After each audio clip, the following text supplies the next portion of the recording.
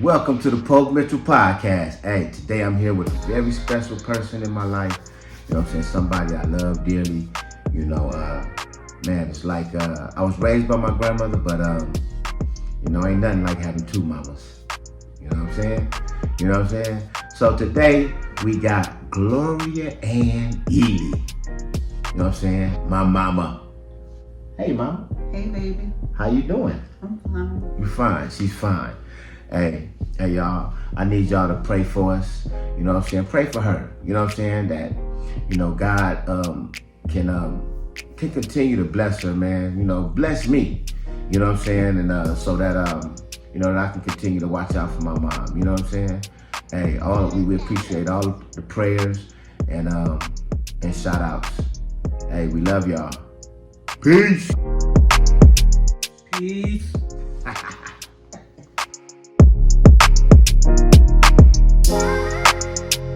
Today is a special episode of PokeMitchell TV, dedicated to my mom, also to my grandma, Ella May Huff.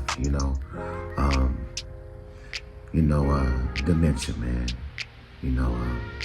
It is a terrible disease because it's one that has you to forget a lot of the things that you do in your everyday life.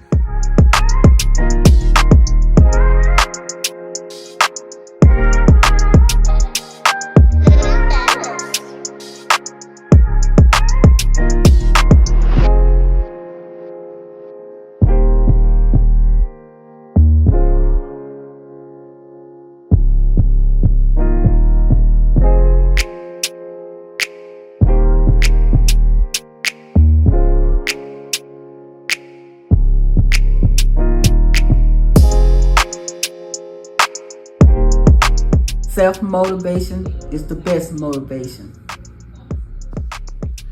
Welcome to the PokeMitchell TV, man. You know, today is a special episode for me. Dealing with something very personal. You know, I always say a newborn baby could teach me something, man, and I mean it. I leave myself open to learn, man, because you know, I've been through so much in my life, you know, everybody, man, has a mother. You know, a mother, to me is someone very special. They birthed you. They're supposed to take care of you. There's nothing like a motherly love that a child receive. You know,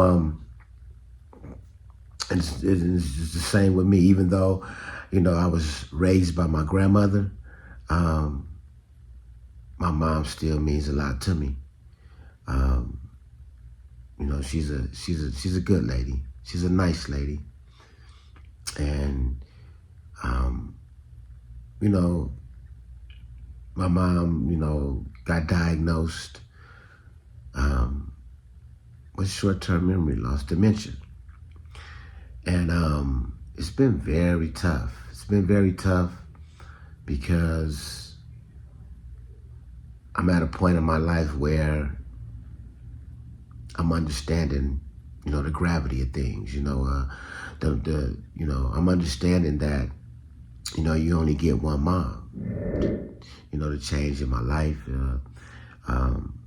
it has a lot to do with me evolving, you know, allowing myself to evolve and, you know, be more than that change, you know, because change could be overrated. Here it is, I get a chance, you know, to be there for my mom, but only because I have chosen to do things the right way, you know, not letting, you know, my experiences on the streets be the death in me. I'm just blessed to be in a position where I'm in right now, to where I can, you know, I could be there for my mom, you know, and I just thank God for that. You know, my mom is battling something that a lot of people in this world are battling every day.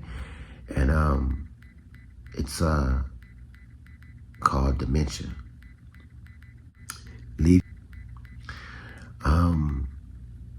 The best way that I can put it, because I'm not a doctor, that makes a lot of sense as far as the stages go in dementia. Dementia is like the beginning, and which later on, as it progresses, makes progress, turns into Alzheimer's. And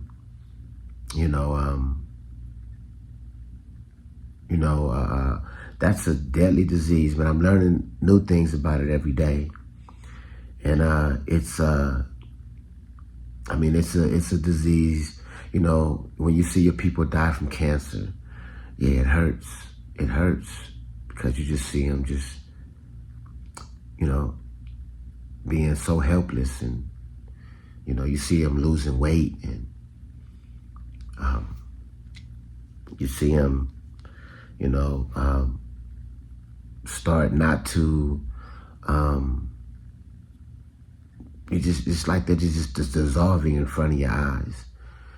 With dementia, the thing that I'm learning that hurts from experiencing it and watching it is that that the person starts to forget.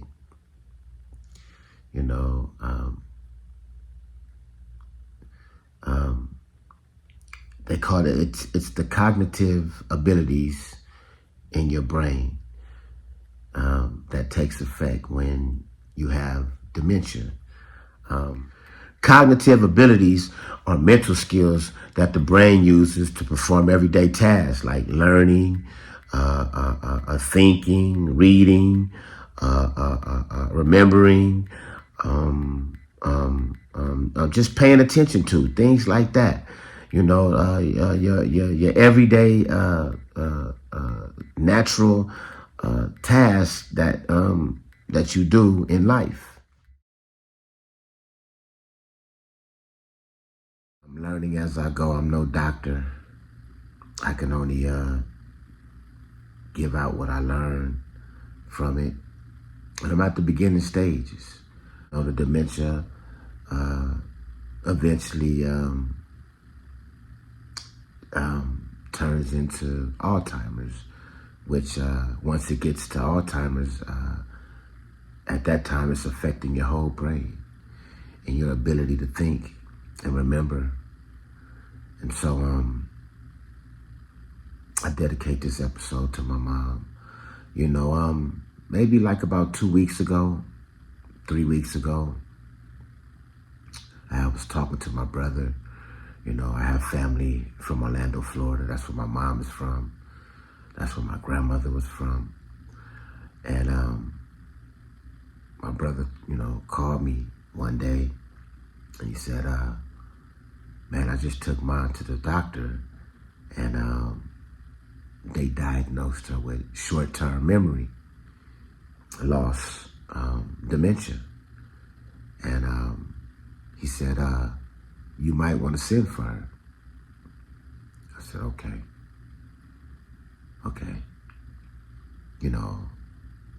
I sat on the phone with my brother for a long time that day, and we talked about what he was going through and dealing with that with our mom. And I said, okay, I'm gonna send for my mom. I'll send for her.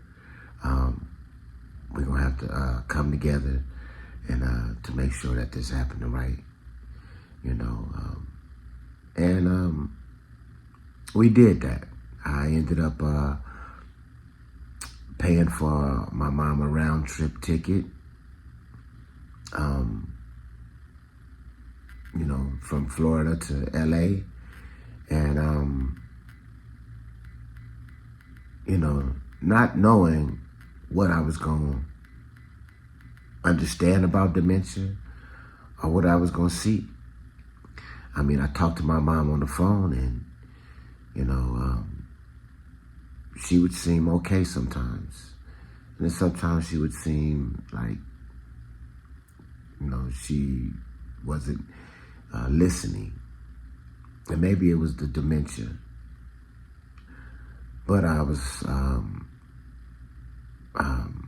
looking forward to seeing my mom.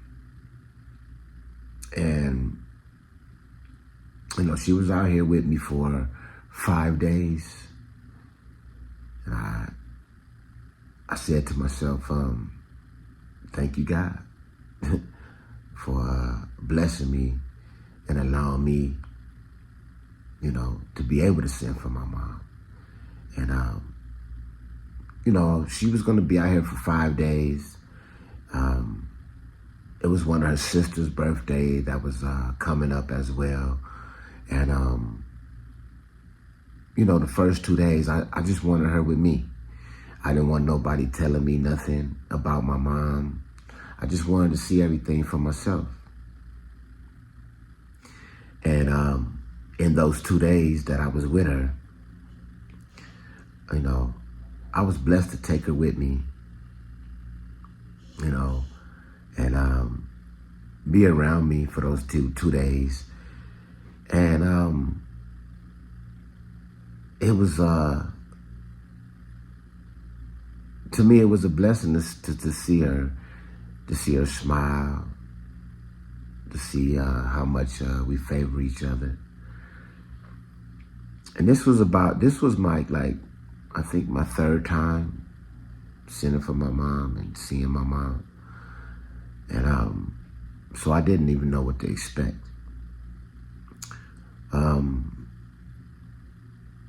But those first 2 days were something else, man. Of course, I had to help my mom do everything, from it's just the way that my grandmother raised me. I used to have to help my grandmother get dressed for church, putting on her socks or stockings, and because my grandmother had weight on her, so I used to help my grandmother a lot, and some of the things in taking care of her, watching over her. And my mom, I was having flashbacks because I was seeing some of the same type of things that garnered me to do those same things that I did for my grandma, and which wasn't no problem to me, wasn't no problem for me. And what I noticed about my mom is that I remember the first time we sat down and we watched a movie together. We watched, I think it was Rush Hour together. And I started to question her about what we just watched. And she laughed. And I thought that she would tell me exactly what she had watched, had seen. And I was like, Mom, you see how Chris Tucker, did this or did that or whatever. And she would be like, who is Chris Tucker? I guess I seen him, And that's when I started to say, okay, I'm seeing something. And, I remember playing some music for my mom. And, I did those things on purpose. I played a Luther Vandross song for my mom. And, matter of fact, the first song that I played for her, and she loves it, it was Fire and Desire by Rick James and Tina Marie. And she listened to that song, and she was humming it or whatever, singing some of it. And I said, Mom, you really like that song, huh? She was like, yeah. Like, okay, yeah. Who, you know who sing that? She was like, but I love that song. I said, okay, Mom. Okay. You know, and then there was a time where I took her shopping. Took her to the mall. And on the way to the mall, I was playing oldies in the car. And Luther Vandross song came on. And, you know, everybody, you know, I grew up listening to Luther Vandross. My family loved Luther Vandross music. And so she started to sing it in the car. I asked her, I said, Mom, you like that song too, huh? She was like, yeah. She said, who sing that song? I said, Mama. I said, Mama, that's Luther Vandross. She was like, Luther Vandross? Like, yeah. She said, is he alive? I said, Mama, Luther been dead, you know. It was little things like that, you know. She would do things like she would go in and out of her purse. I'd be like, Mom, why you keep going in and out of your purse? And she was like, I'm looking for something. And I said, okay, Mom, you know. And, you know, I started to get frustrated at times. I didn't know whether to be mad at my mom. I didn't know whether to be sad. I just didn't know how to feel.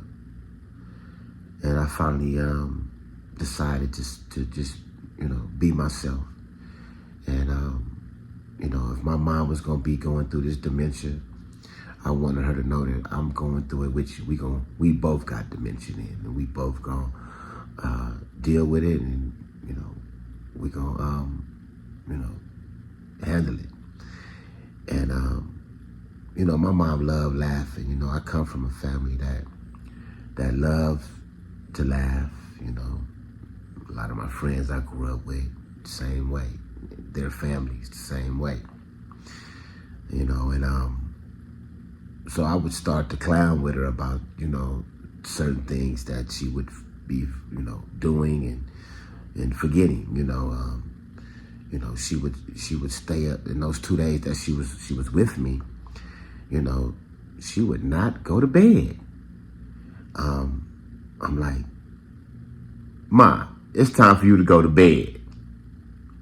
You know, she was like, boy, I'm like, I'm serious. I, you know, go in the room and pull the covers back. And I say, Mom, you've been up long enough. You know, come get in the bed. She said, boy, I do what I want to do. I ain't sleepy. When I'm sleepy, I'll get in the bed. I said, okay, Mom, you got it, you run it, you know. But she would always talk about, you know, my brother, you know, one of my brothers. My mom has four boys, and, you know, I'm the oldest. You know, my brother Marlon is the second oldest, and my brother Marlon got killed in Florida. And it really shook my mom up, you know. That's all she talked about when she was with me. She talked about my brother Marlon. And, you know, I would just listen to her. And it was, you know, it was tough seeing my mom go through what she was going through, you know. I watched her very closely.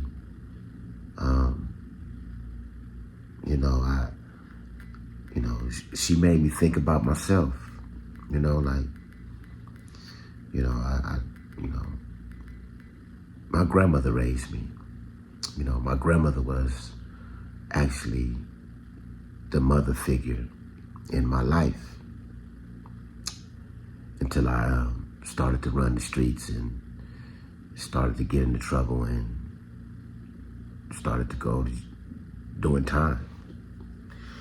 And but I was close to my grandmother. I love my grandmother dearly, man. And you know, the crazy thing is, you know, I get to a point in my life to where, you know, where I became a man and I had to start thinking like a man and making decisions as a man. And from that, I started to do a lot better, you know, with my life, in my life. And, you know, I always said that, man, and that if my grandmother was alive, it wouldn't be nothing that my grandmother would need or want, and that I would always be there for her.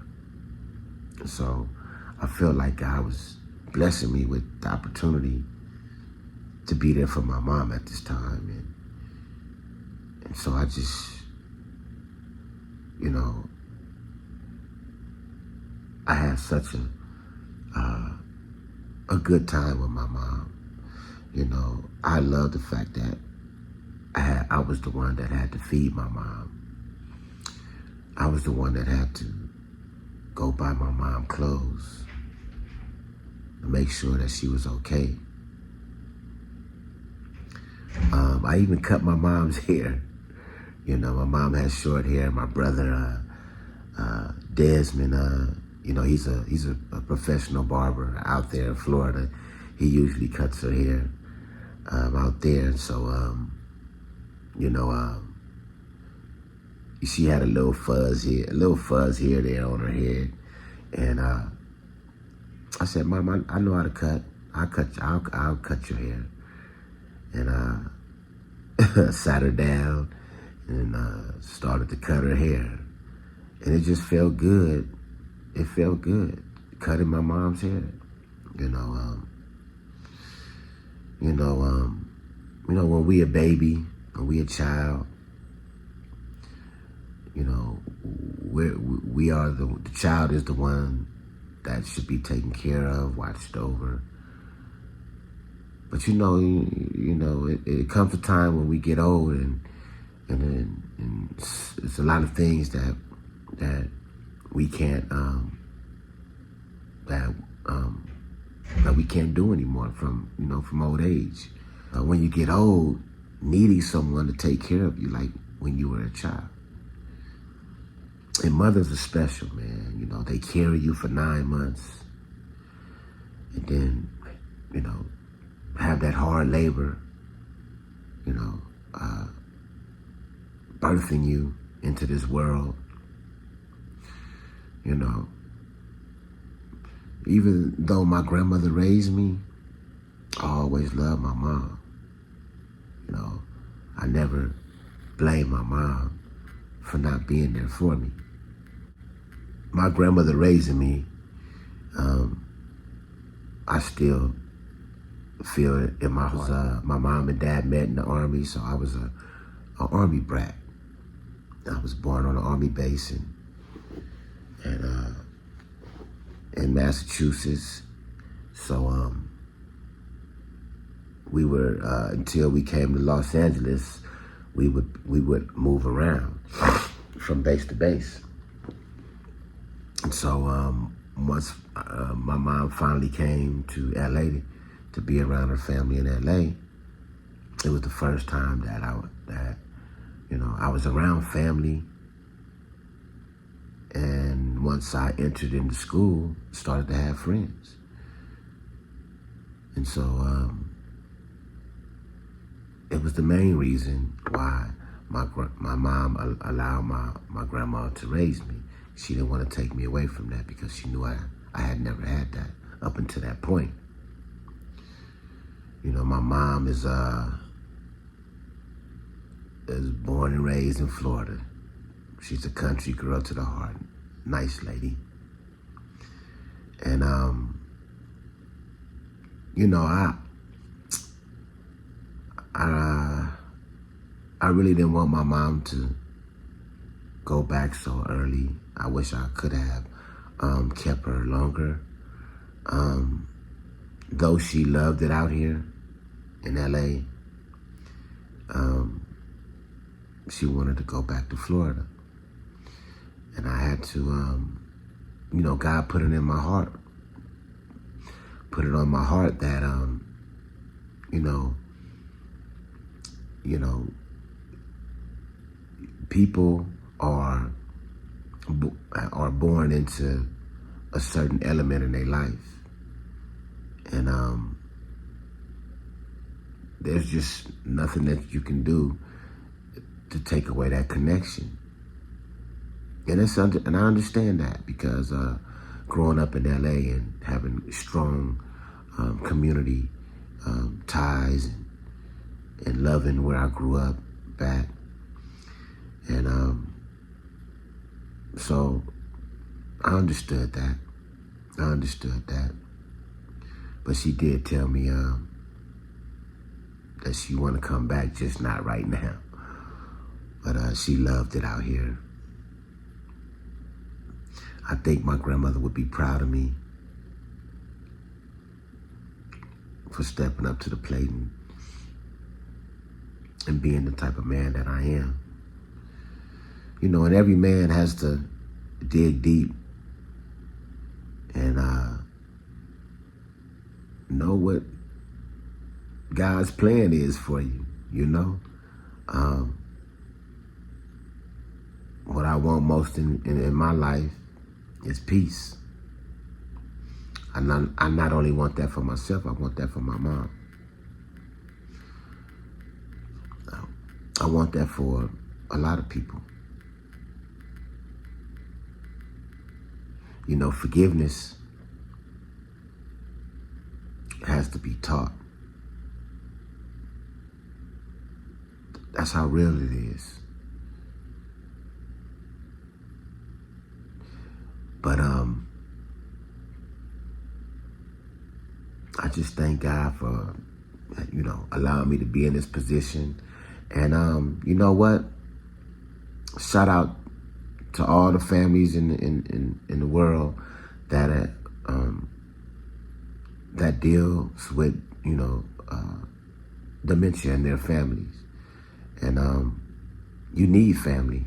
You know, in my heart, I feel that dementia is curable because it's a natural state of mind that you have, that God has given you in order to live, to know how to live. And you know, I'm gonna fight dementia. I'm not gonna let dementia take my mom without a fight. You know, she's still in there. As long as I know that, I'm gonna keep trying to strengthen her the best way I can.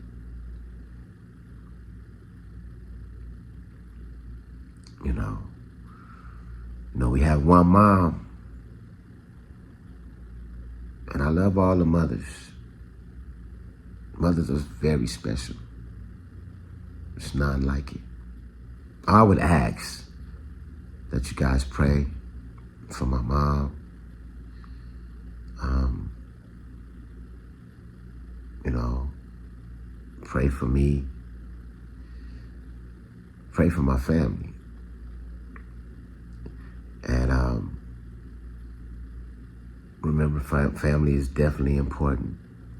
Family is definitely important. You know, and it don't have to be blood. Family is who you decide who family is. It's definitely a connection. And shout out to Mama Diane. Shout out to Dirge. I love y'all. It was a blessing too Diane, it made my day to finally introduce you to my mom. And we was able to sit down and enjoy each other at a nice dinner. And we laughed. As hard as it is to get a laugh these days, man. That chicken good, ain't it, mama? Yeah. I can tell. We laughed. And it felt so good. So good. So, peace. And y'all know what it is. You know, y'all know my saying. Self-motivation is the best motivation. Stand up. Stand up. I'm out.